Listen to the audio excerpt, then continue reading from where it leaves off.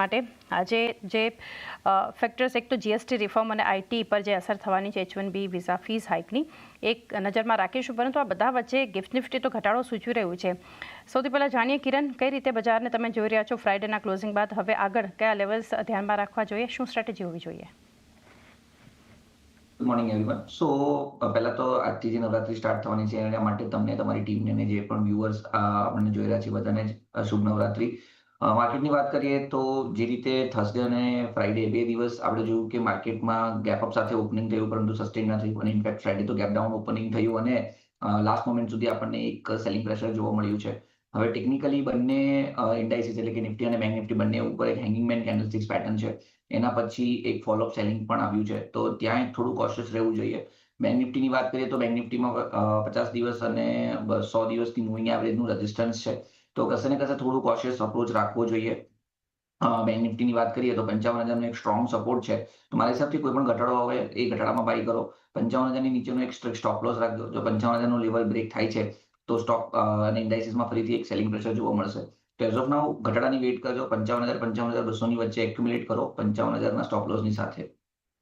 નિફ્ટીની વાત કરીએ તો નિફ્ટી બધી જ ઇમ્પોર્ટન્ટ મૂવિંગ એવરેજીસના ઉપર ટ્રેડ કરે છે. એક ડબલ બોટમ પેટર્ન બ્રેકઆઉટ આપણને 25,150 ઉપર જોવા મળ્યું છે, તો ચાન્સીસ આર વેરી બ્રાઇટ કે આપણને એ આજુબાજુ એક રીટેસ્ટિંગ જોવા મળી શકે છે.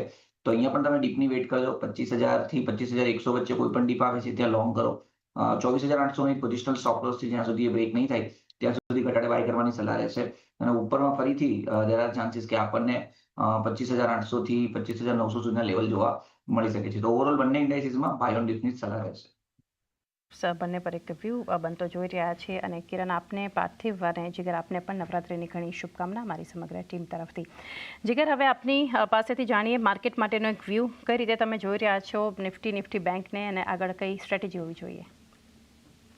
Good morning everyone.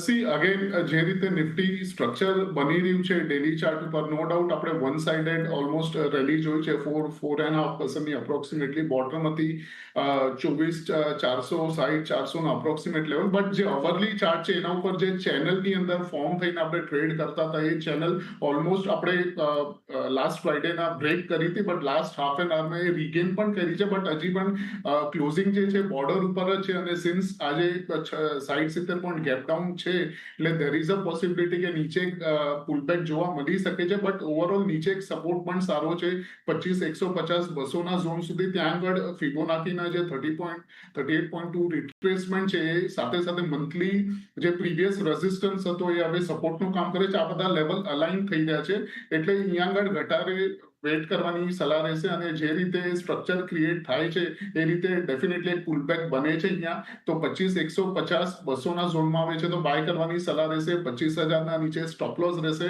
અને 25,600 650ના ટાર્ગેટ નિફ્ટીની અંદર રહેશે. વેરેસ બેંક નિફ્ટીમાં પણ સિમિલર કાઇન્ડ ઓફ પેટર્ન છે. ચેનલમાં ટ્રેડ કરતું હતું અને ચેનલ બેંક નિફ્ટીની તો ડેફિનેટલી બ્રેક થઈ છે.